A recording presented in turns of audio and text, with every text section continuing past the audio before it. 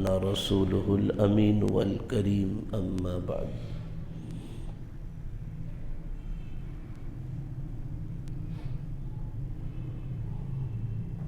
جہاد کا تمہیں حکم دیا گیا ہے اور تم پر یہ فریضہ عائد کر دیا گیا ہے اور وہ تمہاری طبیعت پر گراں ہے۔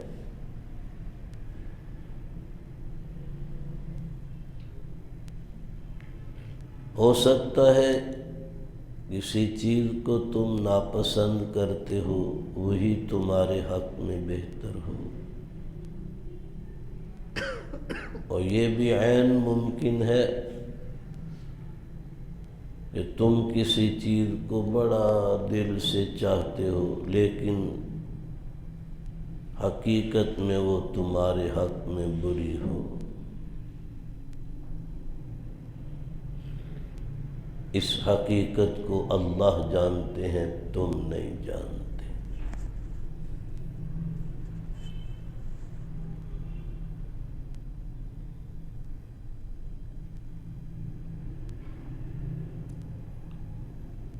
جناب داؤد علیہ السلام کو لڑکپن کی حالت میں جو رب العالمین نے اعزاز بخشا، اس کا تفصیلی حال پچھلے اجلاسوں میں آپ سن رہے تھے، اور یہ اعزاز بھی ان کو جہاد کی برکت سے عنایت کیا گیا کہ کئی دنوں سے جالوت کافر بادشاہ اشدودیوں کا سربراہ جو مبارزت کے لیے للکار رہا تھا، تو اسرائیلیوں میں سے کوئی اس کے مقابلہ پر جانے کو تیار نہیں تھا۔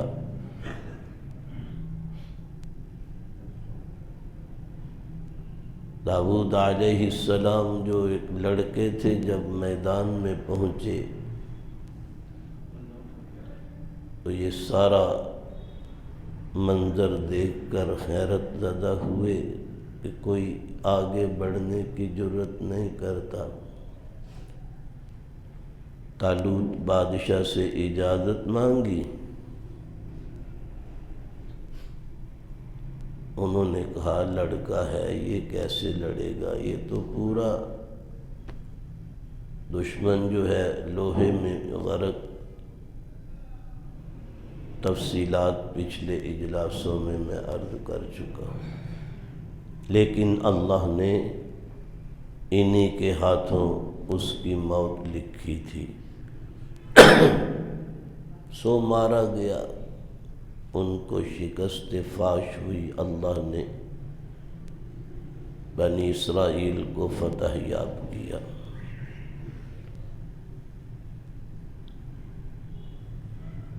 یاد ہے میں نے عرض کیا تھا اسلام میں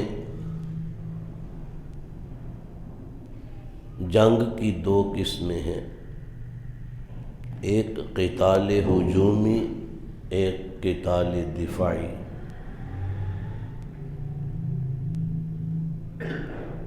قتال ہجومی یہ ہے کہ وقت کے امیر المومنین یا خود نبی محترم صلی اللہ علیہ وسلم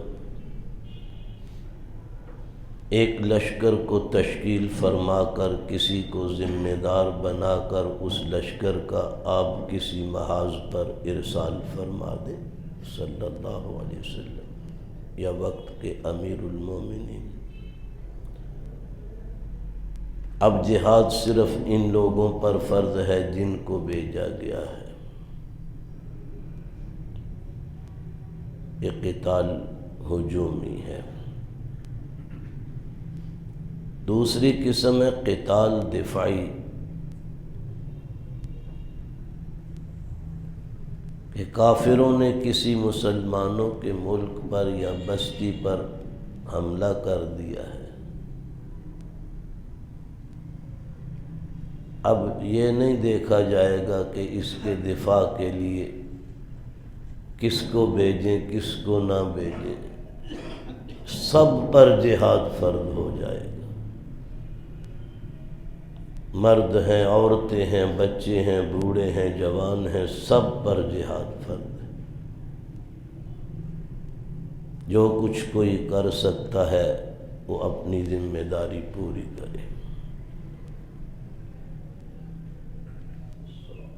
اور اگر خدا نخواستہ کافروں نے کسی بستی پر قبضہ کر لیا جو مسلمانوں کے پاس تھی،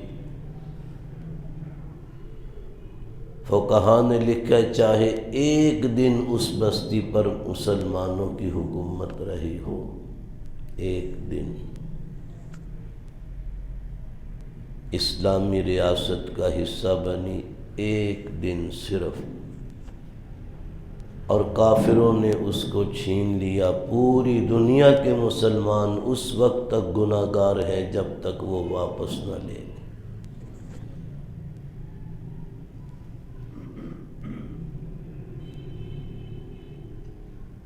اس لیے کہ کائنات، سرزمین، یہ سب کچھ کس کا ہے؟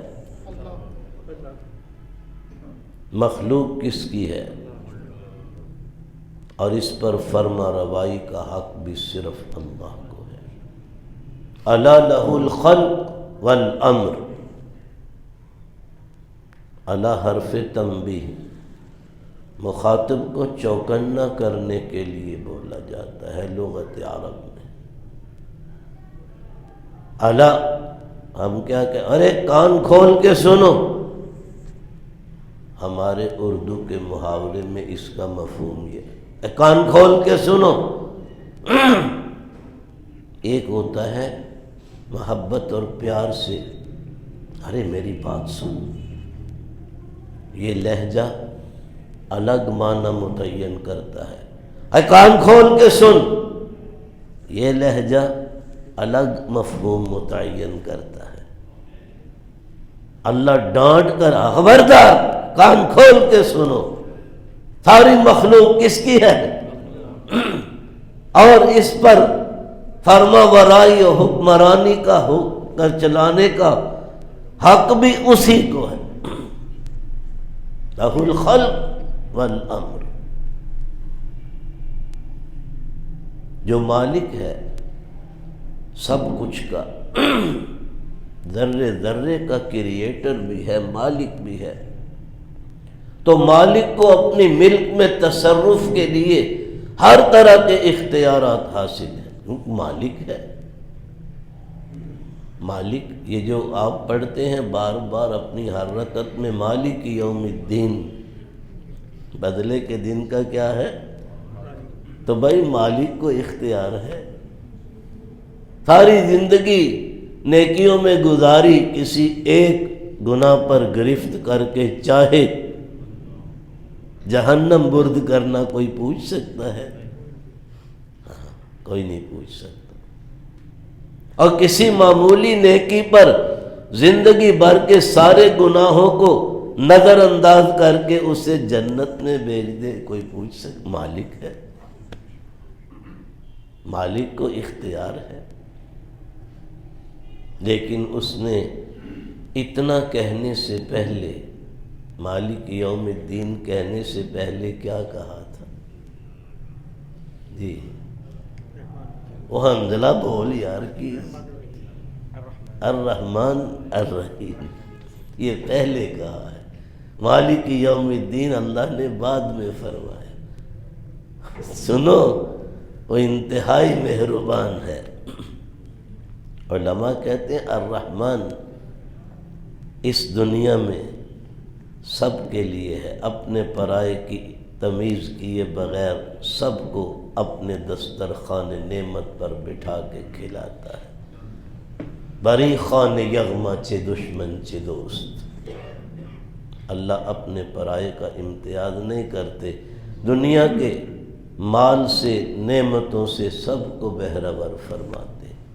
کافر جس نے کبھی زندگی بھر پیدا ہونے کے بعد مرتے دم تک 100-150 سال کا ہو کر بھی مرا، ایک بار بھی اپنے خالق کا نام اللہ نہیں لیا، اس کی زبان پر آیا ہی نہیں، لیکن اللہ اس کو بھی دنیا میں پالتا ہے۔